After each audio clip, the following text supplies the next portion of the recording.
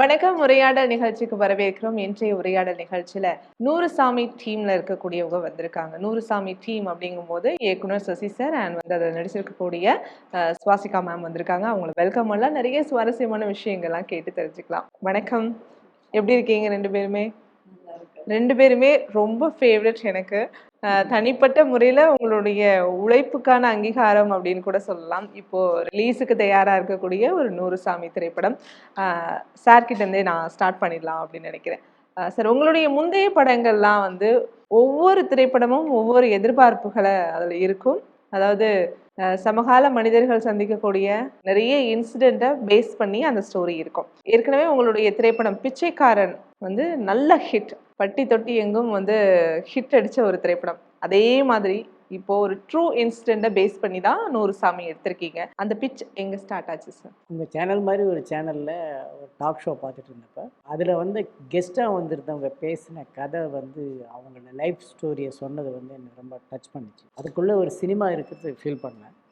So அவங்கள follow பண்ணி அவங்ககிட்ட பேசி அவங்களோட ஊருக்கு போயிட்டு அவங்க சம்மந்தப்பட்ட பல பேர்த்துக்கிட்ட அந்த கதையை அவங்க வாயிலேருந்து கேட்டு இப்படி டாக்குமெண்ட் பண்ணி வச்சுட்டேன் 2022. ஓகே. இதுக்கப்புறம் 25ல எனக்கு ஒரு சான்ஸ் கிடச்சிது. இந்த கதையை பிச் பண்ணுறதுக்கான சான்ஸ் கிடச்சிது. அப்படி தான் இந்த நான் பார்த்த ஒரு டாக் ஷோனுடைய ஒரு கான்டென்ட் வந்து ஒரு படமாக மாறி இருக்கு. அதாவது 100 சாமி கதை நீங்க வந்து உருவாக்கம் அதை டாக்குமெண்ட் ஸ்டார்ட் ஆகும் போதே இந்த திரைப்படத்துல இவங்க தான் நடிக்கணும், இவங்க நடிச்சா நல்லா இருக்கும் அப்படிங்கிற அபிப்பிராயம் எப்போ தொடங்குச்சு சார்? அது எழுதிட்டு இருக்கும்போது யார் இந்த ஒரு மிடில் ஏஜில் வேணும் அம்மா, அவங்களுடைய 27வது வயசுலேருந்து 43வது வருஷம் ஒரு 16 வருஷம் வாழ்க்கை அவங்க சொல்லணும். இது யார் கரெக்டாக இருக்காங்க அப்படிங்கும்போது முதுகில் பல்லார்னு ஒன்று அடி விழுந்தது. பார்த்தா ஒரு பந்து கிடந்தது அங்கே, லப்பர் பந்து. ஓகே. அப்படிதான் சுவாசிக்கா இதுக்குள்ளே வந்தாங்க. ஏன்னா சுவாசிக்காவை பார்த்த பிறகு என்னுடைய செல்வி இவங்க தான் டிசைட் பண்ணிட்டேன். ஒரு நல்ல திரைக்கதையை மக்களுக்கு சொல்றீங்க அப்படின்னு உங்களுடைய ட்ரெய்லர் அண்ட் டீசர் பார்க்கும்போது எனக்கு இருந்தது. தொடர்ந்து நம்ம கதாநாயகிட்டையும் வந்து பேசுவோம். சார் சொன்ன மாதிரி தான், பலார்னு நீங்கள் லப்பர் பந்தில் ஒரு போடு போட்டீங்க அப்படின்னு சொல்லலாம். எப்படிமா நடிக்கிறீங்க அப்படின்னு வியப்பா இருக்கு. உங்களுடைய ஒவ்வொரு கேரக்டருக்கும் நீங்கள் அது உள்ள போயிடுறீங்க, அதுவாகவே வாழ ஆரம்பிச்சிடுறீங்க. எப்படி சுவாசிகா சொல்லுங்க? டெஃபினெட்லி வெல் ரிட்டனான ஒரு ஸ்கிரிப்ட் ஒரு கேரக்டர் நமக்கு கிடைக்கும் போது அது பெர்ஃபார்ம் பண்ணுறதுல இன்னும் ஈஸியாக இருக்கும். ஸோ ஒரு கேரக்டர் நல்லா எழுதி ஒரு டிரெக்டர் நமக்கு கொண்டு வந்து கொடுக்கும்போது அதை நம்ம நல்லா யூஸ் பண்ணணும். ஸோ அதுக்கான நம்ம சைடில் இருந்து என்ன மாதிரி எஃபர்ட் போடலாம், என்ன மாதிரி பண்ணலாம். ஸோ அதுக்கப்புறம் நடக்கிறதெல்லாம் ஒரு டைரக்டர் ஆர்டிஸ்ட் அவங்க பிட்வீன் நடக்கிற ஒரு மேஜிக் தான். நல்லா நடிக்க முடிஞ்சதுன்னா அதோட ஒரு க்ரெடிட் டோட்டலாக வந்து நம்ம டைரக்டர் கொடுக்கலாம். அதுக்கப்புறம் ஆடியன்ஸ் நம்ம ஃபேஸ் பார்த்துட்டு நல்லா பண்ணியிருக்கீங்கன்னு சொல்லும்போது அந்த ஹாப்பினஸ் நம்ம எடுத்துக்கலாம். அந்த மாதிரி தான். ஸோ நான் எப்போவும் ஒரு டிரெக்டர் வந்து அவங்க என்ன நினைக்கிறாங்களோ, அவங்களுக்கு என்ன வேணுமோ, இப்போ எவ்வளோ வாட்டி ரீடேக் பண்ணாலுமே அதில் மிஸ்டேக் என்னன்னு புரிஞ்சுட்டு அதை பண்ணுறதுக்கு நான் ட்ரை பண்ணுவேன். அந்த மாதிரி குட்டி குட்டி விஷயங்கள் இதுலேயும் சார் இன்புட் கொடுத்தது எல்லாம் யோசித்து பார்த்து அப்படி தான் பண்ணியிருக்கேன். ஸோ எப்படி பண்ணுறதுன்னு கேட்டால் அது எனக்கு தெரியாது. பட் வெல் ரிட்டனான ஒரு கேரக்டர் நமக்கு கிடைச்சுன்னா அது கொஞ்சம் ஈஸியாக இருக்கும் ஆர்டிஸ்ட்டுக்கு பெர்ஃபார்ம் பண்ணுறதுக்குன்னு எனக்கு ஒரு ஃபீல் இருக்குது. அதாவது கதாநாயகி அப்படிங்கும்போது வாவ், இந்த என்ட்ரி இருக்கணும், இந்த மாதிரியான கதையம்சம் இருக்கணும் அப்படின்னு ரொம்ப தேர்வு செஞ்சு அதில் அவங்களுக்கான மெனக்கெடலும் அதிகமாக இருக்கும். பட் நீங்கள் தேர்வு செய்யக்கூடிய ஸ்டோரிஸ் நாங்கள் எடுத்து பார்க்குறோம் அப்படின்னு சொன்னால் நம்ம வீட்டு பொண்ணு, நம்ம வீட்டு அக்கா, அதாவது அந்த கதையை மட்டும் இல்லை, ஒவ்வொரு டோர் பக்கத்தில் இருக்கக்கூடிய ஒரு பெண்ணாவும் நீங்கள் வந்து மாறிடுறீங்க. அந்த ஸ்டோரியுமே நீங்கள் அப்படி தான் வந்து சூஸ் பண்ணுறீங்களா? சூஸ் பண்ணுறதை விட அந்த மாதிரி எனக்கு இப்போ வந்துடுது. அது ஒரு லக்கு தான், டெஸ்டினி. அதிலெல்லாம் நான் ரொம்ப நம்பிக்கை வைக்கிறேன். ஸோ நான் சூஸ் பண்ணுறதுக்கு நிறைய விஷயங்கள் அதிலிருந்து நான் 100 சாமி சூஸ் பண்ண அப்படி இல்லை. பட் கரெக்டாக எனக்கு என்ன தேவைப்படுதோ, இப்போ என்னோடய கரியருக்கு என்ன தேவைப்படுதோ, இப்போ நான் இருக்கிற இந்த சுச்சுவேஷனில் எனக்கு என்ன தேவைப்படுதோ அது கரெக்டாக வந்தது. லப்பர் பந்தும் அப்படி தான் வந்தேன், மாமனும் அப்படிதான், 100 சாமியும் அப்படிதான். ஸோ கரெக்டாக காட் அவங்களுக்கு தெரியும், ஓகே சுவாசிகாவுக்கு இப்போ இதுதான் தேவை, அதனால நல்லா ஒரு விருந்து கொடுக்கலான்னு சொல்லிட்டு அப்படி வந்தது. நான் சூஸ் பண்ணுறதுல பெரிய இது இல்லை. சூஸ் பண்ணலாம், லைக் நிறைய விஷயங்கள் நமக்கு ஒரே மாதிரி வரும்போது ஒரே டைப் ஆஃப் கேரக்டர், ஒரே டைப் ஆஃப் அது வரும்போது அதிலிருந்து சூஸ் பண்ணலாம். கொஞ்சம் ஏதாவது டிஃப்ரெண்ட்டாக பண்ணலாம். ஈவன் லுக் வைஸாக இருக்கட்டும், கேரக்டரோட ஷேடாக இருக்கட்டும், அதெல்லாம் கொஞ்சம் டிஃப்ரெண்ட்டாக சூஸ் பண்ணலாம். நம்ம பண்ணலைன்னா ஆடியன்ஸ் போர் அடிச்சிடும். அப்படிதான் ஒரு டிஃப்ரெண்டான ஸ்டோரியா இப்போ சக்சஸ்ஃபுல்லா தியேட்டர்ல ரன் ஆகிட்டு இருக்கு. கருப்பு திரைப்படத்திலையும் உங்களுடைய ஆமா, கதாபாத்திரம் கண்டிப்பா. அது வந்து நான் டெலிபரேட்லி எனக்கு வந்து அந்த மாடர்ன் கொஞ்சம் டான்ஸ் இல்லைன்னா சாரியில கூட ஒரு டிஃப்ரெண்ட் கெட்டப் வேணும். அது கூட எனக்கு ப்ரெசென்ட் பண்றதுக்கு நான் ஒரு உண்மையிலே ஒரு பிளாட்ஃபார்ம் தேடிட்டு இருந்தேன். அப்போ கரெக்டா அவரு பாலாஜி சார் கூப்பிட்டாங்க. So I set okay. அப்போ என்னோட மைண்டில் நான் வேற ஒரு ஸ்கிரிப்ட் பிளான் பண்ணேன். இப்படி வந்தா ஓகே. அதனால அது சூஸ் பண்ணேன். பெர்ஃபார்மன்ஸ் ஓரியன்டா ஓகே இதுதான் பண்ணணும் அப்படின்னு வரும்போது நூறுசாமி வந்தது.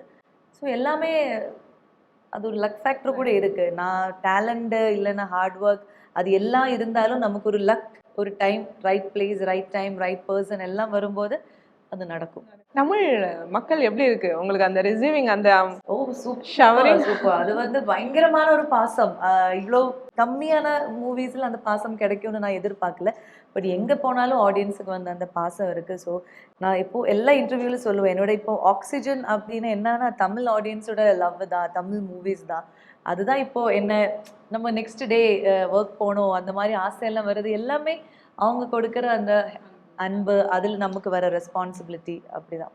இன்னும் நிறைய ரெஸ்பான்சிபிலிட்டியான கதையா தேர்வு செய்யணும் ரெஸ்பான்சிபிளா அப்படின்னு. எடுக்கிறோம்.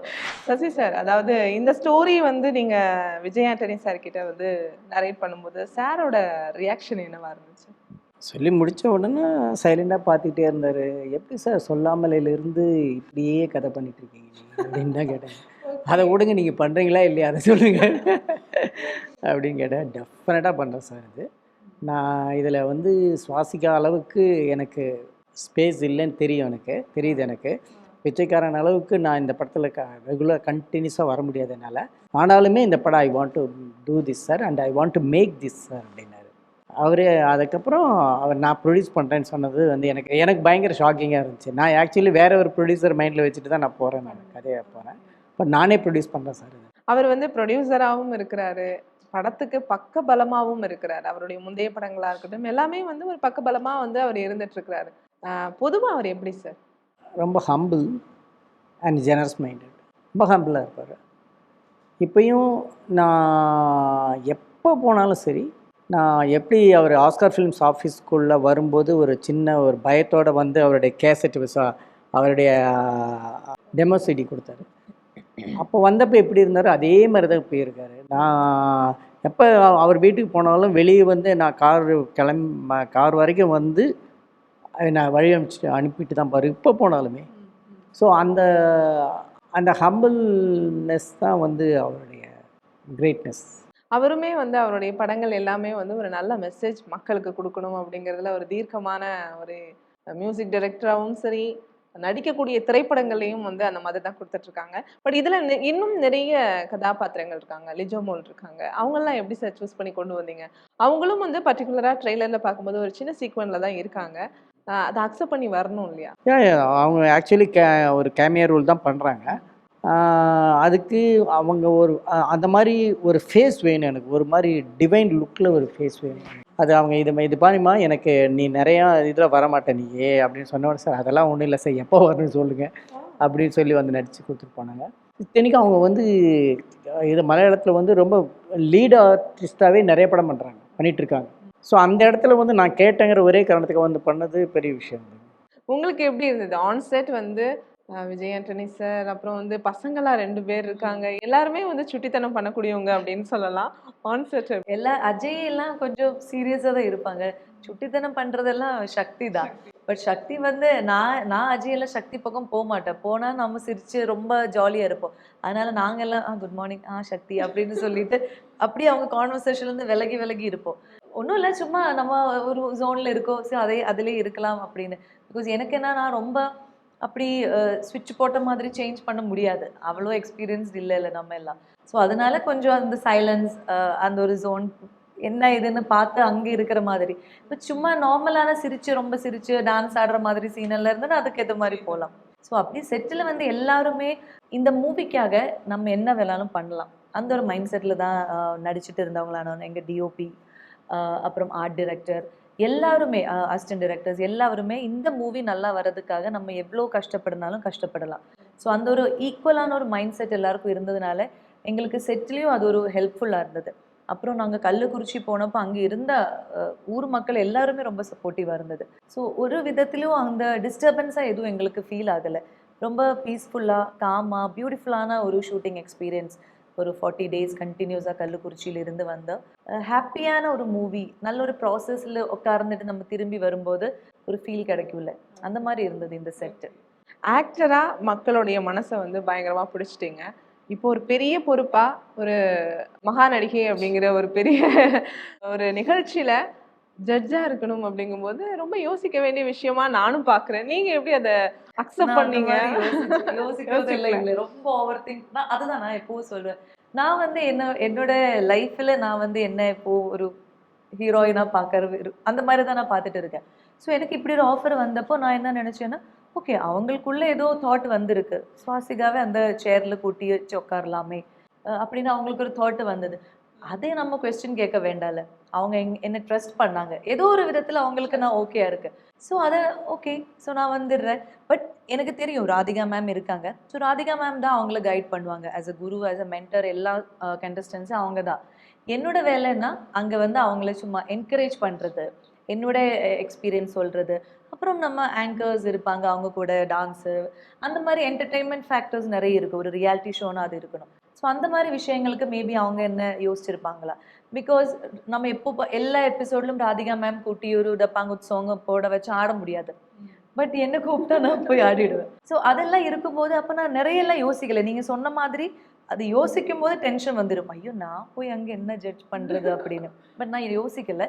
என்னை கூப்பிட்டுருக்காங்க, அந்த வேலை நான் அந்த டைமில் கரெக்டாக பண்ணுவேன். ஃபுல்லி அங்கே இன்வால்வ்டாக இருப்பேன். அது என்னோட கரியரில் ஒரு புது எக்ஸ்பீரியன்ஸ், ஒரு ஹாப்பினஸ், ஒரு நியூ ஜேர்னி. அப்படிதான். சசி சாரோடைய டைரக்ஷன் எப்படி இருக்கு? Sasi sir as a director, artist, அவருடைய முந்தைய படங்கள்லாம் நீங்க பார்த்துருக்கேன். பார்த்திருக்கீங்களா? ஆமா, பூ பார்த்துருக்கேன், பிச்சைக்காரர், சிவப்பு, பச்சை, மஞ்சள் எல்லாம் பார்த்துருக்கேன். ஸோ ஆஸ் அன் ஆர்டிஸ்ட் வந்து எனக்கு எப்பவும் தோன்ற ஒரு விஷயம் என்னன்னா, நம்ம எல்லாத்துக்கும் டைம் கொடுக்கறது. ஈவன் ஸ்கிரிப்ட் எழுதுறதுக்கு டைம் கொடுக்க எல்லாரும் ப்ரொடியூசர் கொடுக்குறாங்க. அப்புறம் ஒர்க் வந்ததுக்கு அப்புறம் லைட் அப் பண்ணுறதுக்கு, அது பண்ணுறது எல்லாத்துக்குமே டைம். பட் ஒன்ஸ் கேமரா முன்னாடி வந்துட்டுன்னா அந்த சீன் முடிக்கிறதுக்கான ஒரு ஹரிபரி எப்படியோ இருந்திருக்கும். அது ஒரு டைரக்டரோட ப்ரெஷர் கூட ஆகலாம். பட் அது கூட சார் வந்து சைடில் ஓரமாக வச்சுட்டு ஆர்டிஸ்ட்டுக்கு வந்து என்ன அவங்க கிட்ட இருந்து வாங்கணும்னா அது கண்டிப்பாக அவங்க கிட்ட கிடைக்கிற வரைக்கும் அவங்க வந்து நமக்கு அந்த இன்புட்ஸ் கொடுத்துட்டு இருப்பாங்க. ஏதோ கதை விஷயமா பேசி, அதோட பேக் ஸ்டோரி பேசி, அதோட ஃபீலிங் பேசி, அப்புறம் நமக்கு டயலாகு முன்னாடி ரிஹர்ஸ் பண்ணி வச்சு, மைண்டு கூட நம்மளோட மைண்டு கூட ஓகேவா அது கூட அவங்க கேட்பாங்க. ஸோ அவ்வளோ என்ன சொல்கிறது, ஆர்டிஸ்ட்டுக்கு வேண்டி இறங்கி வேலை செய்கிற ஒரு டைரக்டர் மாதிரி. அவங்க கிட்ட இருந்து பியூராக ஆர்கானிக்காக அந்த விஷயம் வர்றது வரைக்கும் அவங்களும் வெயிட் பண்ணுவாங்க. ஒரு டியர்ஸ் வேணும்னா சார் அப்படியே அந்த டியர்ஸுக்காக வெயிட் பண்ணும் அந்த ஷாட்டுக்கு. வரலன்னா மறுபடியும் எடுக்கலாம் அந்த மாதிரி. ஒரு சில பேரெல்லாம் பரவாயில்ல வரல, அது பரவாயில்ல போகலாம், நெக்ஸ்ட் சீன் போகலாம் அப்படி. பட் அப்படி இல்லை. அது நல்ல விஷயமா கெட்ட விஷயமா அது எனக்கு ஜட்ஜ் பண்ண தெரியாது. பட் ஆஸ் அன் ஆர்டிஸ்ட் அது எங்களுக்கு நல்ல விஷயம். பிகாஸ் அந்த இமோஷன்ஸ் வந்து டக்குன்னு வர முடியாது சம்டைம்ஸ். ஒரு கொஞ்சம் டைம் கிடைச்சேன்னா ஏதோ யோசிச்சு அந்த ஜோனுக்கு போய் வர்றதுக்கும் வாய்ப்பு இருக்குது. அந்த விஷயத்தில் சார் வந்து நிறைய சீன்ஸுக்கு அது எனக்கு ஹெல்ப்ஃபுல்லாக இருக்குது. அதனால நான் பயங்கர ஹாப்பியாக இருக்குது. நம்ம ஒரு சீன் நடிச்சுட்டு நைட்டு ரூம் போகும்போது ஓகே கொஞ்சம் நம்ம நல்லா ஏதோ நல்லா பண்ணியிருக்கேன்னு, எல்லாமே லைக் ஃபேஸ் மட்டும் நடிக்கலையே, மைண்டு கூட நடிச்சிருக்கே, மூளை கூட நல்லா வேலை செய்திருக்கு அப்படிங்கிற ஒரு ஃபீல். எப்பவுமே நம்ம கூட ஒர்க் பண்ற கோ ஆர்டிஸ்ட் கிட்ட இருந்து ஏதாச்சும் ஒரு விஷயம் நம்ம லேர்ன் பண்ணியிருப்போம். பட் விஜய் ஆண்டனி சார் கிட்ட இருந்து நிறைய விஷயங்கள் லேர்ன் பண்ணிருக்கலாம்னு நினைக்கிறேன். அவங்களோட ஆஸ் அன் ஆர்டிஸ்ட் லேர்ன் பண்றதை விட அவங்கள மாதிரி ஒரு மைண்ட் செட் இருந்தானா நம்ம லைஃப்ல ஸ்ட்ரெஸ் இருந்தாலுமே அது பேலன்ஸ் பண்ண முடியும்னு எனக்கு தோணுச்சு. ரொம்ப என்ன சொல்றது, கண்டென்ட்டாக இருப்பாங்க, பீஸ்ஃபுல்லாக. அவங்க உள்ளுக்குள்ளே நிறைய டென்ஷன்ஸ் இருக்கும். பட் வெளியிலே நான் இங்கே நம்ம நிறைய பேர் அப்படிதானே, நான் மூட் ஆஃபாக இருந்தேன்னா அந்த மூஞ்சி உங்ககிட்டயும் காமிச்சிடும் என்ன அப்படின்னு. பட் அவங்களுக்கு ஏகப்பட்ட பிரச்சனை இருந்தாலும் நம்ம கிட்ட கைண்டாக, ப்ளீஸிங்காக, பொலைட்டாக, ரொம்ப ரெஸ்பெக்ட்ஃபுல்லாக பேசுவாங்க. ஸோ அது ஒரு நல்ல விஷயந்தான். நம்ம கூட இருக்கிறவங்க எல்லாரையும் பாசமாக கம்ஃபர்டபுளாக வைக்கிறது அது ஒரு பெரிய விஷயம். இல்லைன்னா நம்மளோட சேட்னஸ் அவங்களுக்கு புரியும், நம்மளோட டென்ஷன் புரியும். நிறைய பேர் ஆக்டர்ஸ் எல்லாரும் பார்த்துருக்கேன், அவங்க கோவம் எல்லாம் அசிஸ்டன்ஸ் மேலே காட்டுறது, அவங்கள அடிக்கிறது உதைக்கிறது அந்த மாதிரி எல்லாம் பார்த்துருக்கேன். அதுக்கப்புறம் போய் சாரி சொல்றது கொஞ்சிறது அதுவும் இருக்கு. ஸோ இவங்க கிட்ட இருக்கும்போது அந்த மாதிரி விஷயங்கள் எல்லாம் அவங்க நல்லா கவர் பண்றதுன்னு சென்ஸ் மற்றவங்களே பெயின்ஃபுல்லா வைக்காம அவங்க பார்த்துப்பாங்க. இந்த மாதிரி நல்ல விஷயங்கள் அவர் இன்னும் தொடர்ந்து வந்து ரியல் லைஃப்ல அவங்க கிட்ட நிறைய எடுக்கலாம். சார். அதாவது பூ மாதிரி ஒரு திரைப்படம் வேணும் அப்படின்னு நான் மட்டும் இல்ல, நிறைய பேர் உங்ககிட்ட முன்வைக்கக்கூடிய ஃபர்ஸ்ட் இது அதுதான். சொல்லுங்க சார், உங்களுடைய ஆன்சர் என்னவா இருக்கும்? அவங்களுக்கு நூறுசாமி பாருங்க. நூறுசாமி, இன்னொரு பூ. பூவுக்கு நடுவில் வந்து பூவுக்கு அப்புறம் வந்து எந்த படத்தையும் நான் ரெக்கமெண்ட் பண்ண மாட்டேன். பூ மாதிரி ஒரு படம் வேணும் அப்படின்னா, பூவோட பாதிப்பு உங்களுக்கு இருக்குது அப்படின்னா, நூறுசாமி 100% உங்களுக்கு பிடிக்கும், உங்களை ஏமாற்றவே ஏமாத்தாது. நான் என்ன சொல்லுவேன்னா, பூ ப்ளஸ் பிச்சைக்காரன் ஈக்குவல் டு நூறுசாமி. இப்போ இந்த காம்போ எப்படி ஒர்க் அவுட் ஆகும் அப்படின்னு பார்த்தீங்கன்னா வந்து படம் பாருங்கள். பூவோடைய லைஃப் உள்ளே இருக்கும், அதே மாதிரி பிச்சைக்காரனுடைய விறுவிறுப்பும் உள்ளே இருக்கும். இது ரெண்டும் சேர்ந்து தான் நூறுசாமி பண்ணியிருக்கேன். Just come and watch. உங்களுடைய படைப்புகள் எப்பவுமே வந்து தரமாக தான் சார் இருக்கும். பட் இருந்தாலும் சம்டைம்ஸ் சில ஃபில்ம் வந்து டவுன் ஆகிடுது. ஏதோ ஒரு விஷயத்தில் மக்கள்கிட்ட ரீச் ஆகாமல் இருக்குது. பட் அதில் இருந்து நெக்ஸ்ட் ஃபிலிமுக்கு நம்ம மூவ் ஆகணும் அப்படிங்கிறது ஒரு மனநிலை தேவைப்படுது, கால விரயம் தேவைப்படுது. அதை எப்படி நீங்கள் மீண்டும் அடுத்ததுக்குள்ளே நுழையிறீங்க சார்? இப்போ என்னுடைய ஃபில்மோகிராஃபியில் பார்த்தீங்கன்னா, நான் எதிர்பார்த்த மாதிரி போகாது பூ அண்ட் 555 தான். அப்போ நீங்கள் சொன்ன மாதிரி ஒரு என்ன சொல்கிறது, ஒரு லோ எனக்கும் இருந்துச்சு. அப்போ என்ன பண்ணணும்னா, நான் எப்பயுமே ஆடியன்ஸை ப்ளேம் பண்ண மாட்டேன். They are always correct. எங்கேயோ நான் சொல்கிற விதத்தில் தப்பு நடந்திருக்கு அப்படின்னு மறுபடியும் படத்தை பார்த்து அசஸ் பண்ணுவேன், எங்கே தப்பு நடந்தது. அதுக்கப்புறம் அதுலேருந்து பாடம் கற்றுக்கிட்டு அடுத்து போகணும், சர்வைவ் மூவ் ஆன் ஆகிடும். பொதுவாக ட்ரூ ஸ்டோரியை பேஸ் பண்ணி எடுக்கக்கூடிய திரைப்படங்கள்லாம் மலையாளத்தில் பயங்கரமாக ஹிட் ஆகுது சார். நீங்கள் மலையாள திரைப்படங்கள்லாம் பார்க்கறது உண்டா? கண்டிப்பாக எல்லா லாங்குவேஜ் படமும் பார்ப்பேன், மலையாளமும் பார்ப்பேன், நிறைய பார்ப்பேன். ஸ்வசிகா மேம், நீங்கள் நிறைய ஃபிலிம்ஸ் வந்து இன்னும் கொடுக்கணும் அப்படிங்கிறது தான் எங்களுடைய ஆசையும் கூட. எப்போவுமே வந்து தமிழ் மக்கள் வந்து உழைப்பாளிகளை வந்து கௌரவிச்சுட்டே தான் இருப்பாங்க. நூறுசாமியிலையும் உங்களுடைய உழைப்பு அபாரமாக இருக்குது. இன்னும் நிறைய சக்ஸஸ் கிடைக்கணும். நூறுசாமி பற்றி உங்களுடைய ஆடியன்ஸ்க்கு நீங்கள் சொல்ல வர விஷயம் என்ன? தேங்க்யூ. கண்டிப்பாக நூறுசாமி பார்க்க போன எல்லாருக்குமே அவங்களுக்கு ஒரு ஹாப்பினஸ் கிடைக்கும். அப்புறம் அவங்களுக்குள்ள ஒரு மைண்டில் ஒரு சின்ன ஒரு சேஞ்சாவது வரும், ஒரு ரிமைண்டர்ஸ் கொடுக்கும் இந்த படம். ஸோ நீங்கள் ஒரு பேரண்டாகவும் ஒரு சைல்டாகவும் எந்த ஏஜில் இருந்தாலும் இந்த படம் உங்களுக்கு கம்யூனிகேட் ஆகும், அதோட இமோஷன் கம்யூனிகேட் ஆகும். அதனால கண்டிப்பாக பார்க்கும்போது உங்களுக்கு ரசிக்கிற மாதிரியான எல்லா எலமெண்ட்ஸும் இந்த மூவியில் இருக்கும். பர்சனலாக விமன் வந்து இந்த மாதிரி சிச்சுவேஷனை ஹேண்டில் பண்ணும்போது ஸ்வாசிகாவா நீங்கள் அதை என்ன திங்க் பண்ணுவீங்க? எந்த மாதிரி சிச்சுவேஷன்? அதாவது ஒரு நம்ம ட்ரெய்லர் பார்க்குறோம் இல்லையா, அம்மா இருக்காங்க, 2 பசங்க இருக்காங்க, அந்த இன்னொரு இதை பப்ளிக் வந்து அக்செப்ட் பண்ண மாட்றாங்க அப்படிங்கிற ஒரு சிச்சுவேஷன் நம்ம ஸ்டோரியில. அதான் ஜென்ரலாக வந்து விமென்ஸை வந்து ரொம்ப ஜட்ஜ் பண்ணாமல் அவங்க பாட்டுக்கு விட்டாலே போதும். நம்ம அவங்களுக்கு ரொம்ப அவங்கள பாராட்டணும், அதெல்லாம் இல்லைன்னா கூட ஜஸ்ட் அண்டர்ஸ்டாண்ட் தெம். அவங்களுக்கு அவங்க லைஃப்பை வந்து வாழறதுக்கு ஒரு ஸ்பேஸ் கொடுங்க. அவங்களுக்கு என்ன பிடிச்சிருக்குதோ ஓகே, அவங்க let leave and let them also leave. அந்த மாதிரி ஒரு கான்செப்ட் மட்டும் போதும். அது நிறைய காம்ப்ளிகேட் பண்ணவே தேவையில்லை. நூறுசாமி உங்களுக்கான நாளா அமையணும் அப்படின்னு தான் என்னுடைய ஆசையும். Best wishes. Thank you so much. Thank you. ஒவ்வொரு திரைப்படங்களுக்கு நடுவுலையும் கொஞ்சம் கேப் விட்டுறீங்க. மேபி நல்ல ஸ்டோரியை சூஸ் பண்றதுக்கான இதா இருக்கலாம், இல்ல ரைட்டிங்ல கொஞ்சம் டிலே இருக்கலாம். சசி சார் எப்படி சார்? நல்ல ஸ்டோரியை சூஸ் பண்ணுறதுக்கு தான் டைம் எடுத்துக்கிறேன். அதை வந்து ஸ்கிரிப்டாக மாற்றுறதுல எனக்கு பெரிய சிரமம் இருந்ததில்லை. எந்த கதையை எடுத்தால் ஓடும் அப்படின்னு டிசைட் பண்ணுறதுக்கு டைம் எடுத்துக்கிறேன். ஏன்னா ஓடணுங்கிறது ரொம்ப முக்கியம். என்னோட ஃபில்மோகிராஃபியில் பார்த்தா முன்ன சொன்ன மாதிரி 9 படத்தில் 2 படம் மட்டும்தான் நான் நினச்ச மாதிரி போகிறேன். 7 படம் பெரிய சக்ஸஸ் ரேட் வந்து என்னது ஹையாக தான் இருக்குது எனக்கு. அதுக்கு ரீசன் வந்து ஒரு யுனிக்னஸ் இல்லாமல் நான் ஷூட்டிங் போக மாட்டேன், கதையை சூஸ் பண்ண மாட்டேன். சசி சாரோடைய திரைக்கதையில் நடித்தா போதும் அப்படின்னு நிறைய ஆர்டிஸ்ட் வந்து காத்துக்கிட்டு இருக்காங்க. இதெல்லாம் ஒன்றும் இல்லைங்க. ஓகே, ஒரு ரீசனபிள் டைரக்டருங்கிற ஒரு மவுஸ் இருக்கு. ஏன்னா நீங்கள் உங்களை யார் டேக் பண்ணாலும் பாருங்க, என்னுடைய ஃபேவரட் டைரக்டர் தான் போடுவாங்க. சசி டைரக்டர் அப்படின்னு போடுறது கிடையாது. ஏன்னா நீங்கள் ஃபேவரட்ல ஆட் ஆன் ஆகிடுறீங்க. சொல்லாமலையா இருக்கலாம், ரோஜா கூட்டமாக இருக்கலாம். லிஸ்ட் எடுத்தோன்னா எங்களுக்கு பிடித்த திரைப்படங்கள்ல உங்களுடைய திரைப்படங்களும் முதன்மையா இருந்துட்டு தான் இருக்கு. நூறுசாமியும் அப்படிதான் இருக்கணும் அப்படிங்கிறது என்னுடைய ஆசையும் கூட. கண்டிப்பா இருக்கும். நூறுசாமி அந்த கதையை எடுத்து இப்படி லைட்டா பார்த்தோம்னா, இந்த சமூகம் சில விஷயங்கள்ல இன்னும் சேஞ்ச் ஆகாமலே இருக்கு. அதோடைய ஒரு மாற்றத்தோடைய தொடக்கமாகவும் பார்க்கலாம். எஸ். அப்படி எடுத்துக்கலாம். அதான் அந்த நீங்கள் ட்ரெய்லரில் பார்த்துருப்பீங்க. ம். தாயை தெய்வமாக பார்த்தான் பிச்சைக்காரன், தாயை மனுஷியாக பார்க்க பழகினான். That is Noorusamy. ஸோ அம்மா வந்து கடவுள், தெய்வம், சாமி, நூறுசாமியெல்லாம் கிடையாதுடா. அவங்க ஒரு உயிர், அவங்க ஒரு மனுஷி. அப்படி பார்த்தா போதும், அதுதான் அவங்களுக்கு நல்லது. கடவுள்னு சொல்லி கல்லாக்கி வச்சுருக்கோம் நம்ம. அவங்க ஒரு உயிர் அப்படிங்கிற தாட்டோட நம்ம இந்த படத்தை விட்டு வெளியே போவோம். இந்த கதையினுடைய ஃபர்ஸ்ட் சாங் நூறுசாமி ரிலீஸ் ஆகும்போது நல்ல ஹிட். பிச்சைக்காரன் மாதிரி அடுத்தது சதி சார் கொடுத்துட்டாங்க அப்படின்னு ஒரு இது இருந்துச்சு. அந்த சாங் செலெக்ஷனும் உங்ககிட்ட இருந்து எப்படி சார்? அந்த நான் இந்த படம் பாலாஜி ஸ்ரீராம்னு புது மியூசிக் டைரக்டர் தான் இன்ட்ரோ பண்ணுறோம். அது வந்து ஒரு மியூசிக் டைரக்டர் தான் ப்ரொடியூசரை தெரியும். Okay okay. விஜய் ஆண்டனி. நான் அவர்கிட்ட கதை பிச் பண்ணும்போதே வந்து என்கிட்ட 4 சாங் கையில் இருந்துச்சு. அந்த சாங்கெல்லாம் கேட்டார். தட்ஸ் டூ குட், அந்த பையனை மாற்ற வேண்டாம், நம்ம அவருடைய சாங்ஸ்லேயே போகிறோம், அவரே மியூசிக் டைரக்டராக இருக்கட்டும் அப்படின்ட்டாரு. அப்படின்ட்டு ஏன்னா எல்லாமே நல்ல சாங்ஸ். அவருக்கு கம்போசராக அவருக்கு ரொம்ப பிடிச்சிருச்சு அந்த சாங். ஸோ அப்படி தான் அவர் உள்ளே வந்தார். சாங்ஸுங்கிறது ஒரு படத்துக்கு ரொம்ப ரொம்ப ரொம்ப முக்கியமான விஷயமா நான் பார்க்குறேன். அதனால் அந்த சாங்ஸ் ஒரு 5 சாங்னா ஒரு 5 நாள் படம் எக்ஸ்ட்ரா ஓடுற மாதிரி. அது 5 டேஸுங்கிறது, அதுவும் ஃபஸ்ட்டு 5 டேஸ், அதுக்கு வந்து சாங்ஸுங்கிறது ரொம்ப ரொம்ப இம்பார்ட்டன்ட். ஸோ அதனால் ரொம்ப கேர்ஃபுல்லாக இருப்பேன் அந்த ஏரியாவில். நீங்கள் ஸ்வாசிக்காவை கன்வின்ஸ் பண்ண வேண்டியது கஷ்டமாக இருந்துச்சா இல்லை அது ரொம்ப சுலபமாக இருந்துச்சா?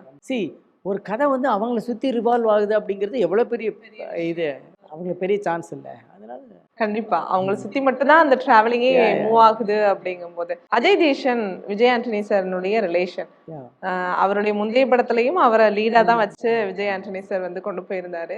இந்த திரைப்படத்திலையும் வந்து அவர் ஒரு மெயின் ரோல்னே சொல்லலாம். ஏன்னா 2 மகன்கள் இருக்காங்க, அதுல ஒரு மகனா வந்து அஜய் தேவகன் இருக்காங்க. எப்படி சார் அவருடைய நடிப்பு? இப்போ அஜய் வந்து எனக்கு நான் டிஷ்யூம் பண்ணும்போதே வந்து ரொம்ப சின்ன பையனை பார்த்துருக்கேன். அப்படி அவருடைய வளர்ச்சி பார்த்துட்டு பிச்சைக்காரனில் பார்க்குறேன், பார்த்துட்டு தான் வந்திருக்கேன் out of the camera.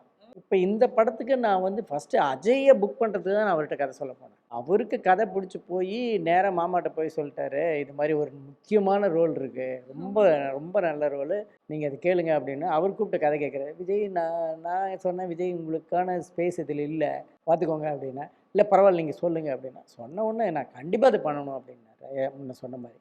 So அப்படி தான் அஜய் கதை சொல்ல போய் தான் விஜய் ஆண்டனி உள்ளே வந்தார். நூறுசாமி சசி சாருடைய அடுத்த படைப்பா வந்து நாங்க காத்துக்கிட்டு இருக்கோம். சசி சார் வந்து நூறுசாமி பத்தி உங்களுடைய ஆடியன்ஸ்க்கு நீங்க என்ன சொல்வீங்க? படம் முடிஞ்சு வெளியே வர்றாங்க எல்லாரும், டேய் இதே மாதிரி தான்டா பெரியப்பா வீட்டில் பெரியப்பா பொண்ணு இருந்தாங்க, நான் ஏன் அந்த பொண்ணை கவனிக்காமல் விட்டுட்டேன், எங்கள் சித்தி இப்படி தானே இருந்தாங்க, நான் ஏன் கண்டும் காணாமல் போயிட்டேன் அப்படிங்கிற தாட்டோட தன்னை ரிலேட் பண்ணிக்கிட்டு ஒரு மனசில் ஒரு நெகிழ்வோட ஒரு சிந்தனையோடு வெளியே வருவாங்க. அதே சமயத்தில் ஒரு நல்ல படத்தை பார்த்தேன்டா, கண்டிப்பாக இந்த படம் வந்து வெளியே வந்தேனே மச்சான் தயவு செய்து இந்த படத்தை பார்த்துட்றா அப்படிங்கிற மாதிரி தான் என்டர்டெயின்மெண்ட்டோட நெகிழ்வோட நல்ல ஒரு கான்டென்ட்டோட இந்த படத்தை பண்ணியிருக்கேன். யாரையுமே ஏமாத்தாது அப்படின்னு நம்பிக்கை இருக்கு. இந்த நூறுசாமி யாரையுமே ஏமாத்தாது. இந்த டிசப்பாயிண்டும் மக்கள் வந்து உங்களுக்கும் கொடுக்க மாட்டாங்க அப்படின்னு நினைக்கிறேன். நூறுசாமி அப்படிங்கிற அந்த டைட்டில் எதுல இருந்து எடுத்தீங்க? சாங்கில் இருந்தாங்க எடுத்து. ஆக்சுவலி இந்த படத்துக்கான கதைக்கு நான் வேற ஒரு டைட்டில் வச்சுருந்தேன், அது ரொம்ப ரொம்ப ஆப்டான டைட்டில். ஆனால் விஜய் ஆண்டனி கதை சொல்லி முடித்தோன்னா அவர் இதை சஜஸ்ட் பண்ணார், நூறுசாமி சஜஸ்ட் பண்ணார். நான் ஏன் ஒத்துக்கிட்டேன்னா, நான் சூஸ் பண்ணி வச்சுருந்தது இங்கிலீஷ் டைட்டில். நான் எப்பயுமே இங்கிலீஷ் டைட்டில் வைக்க மாட்டேன். ஆனால் இந்த கதைக்கு அந்த இங்கிலீஷ் டைட்டில் வந்து ரொம்ப ரொம்ப ஆப்ட். ஓகே, அதனால மனசு வருத்தத்தோடு ஓகே அந்த டைட்டில் வச்சுட்டேன். ஓகே, ஆனால் நூறுசாமி சஜஸ்ட் பண்ணார். அதுக்கு ஒத்துக்கிறதுக்கு காரணம் வந்து நாங்கள் சூஸ் பண்ணி வச்சுருந்த 10 டாப் டைட்டிலில் அதுவும் இருந்துச்சு, நூறுசாமி இருந்துச்சு. ஸோ ஓகே, நாம் சூஸ் பண்ணி வச்சுருந்தது தானே, ரைட் ஓகே அப்படின்னு சொல்லிட்டு. ஓகே, அந்த இங்கிலீஷ் டைட்டில் என்ன? அதான் நீங்கள் இப்போ நீங்கள் டீசர் பார்த்துட்டீங்க, ட்ரெய்லர் பார்த்துட்டீங்க, அந்த டைட்டில் சொல்லிட்டேன் அப்படின்னா இமீடியட்டாக டே இதான்டா கதை அப்படின்றீங்க.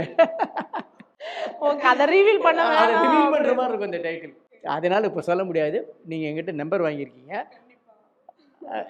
படம் முடிஞ்சு வெளியே வந்தோடனே எனக்கு ஃபோன் பண்ணுங்கள். படம் எப்படி இருக்குன்னு நீங்கள் சொல்கிறது அடுத்த விஷயம், என்ன டைட்டில் கேளுங்க சொல்கிறேன். இவருக்கு கண்டிப்பா, thrill. கண்டிப்பா. ஆமால ஒரு த்ரில்லரோடயே நம்மளுடைய இன்டர்வியூ வந்து நிறைவு பகுதிக்கு வந்திருக்கு. Super sir. 100 சாமி உங்களுக்கான நாளா ஜூன் 19th இருக்கணும் அப்படிங்கிறது கலைஞர் செய்திகள் சார்பாகவும் என்னுடைய சார்பாகவும் பெஸ்ட் விஷஸ் சார்.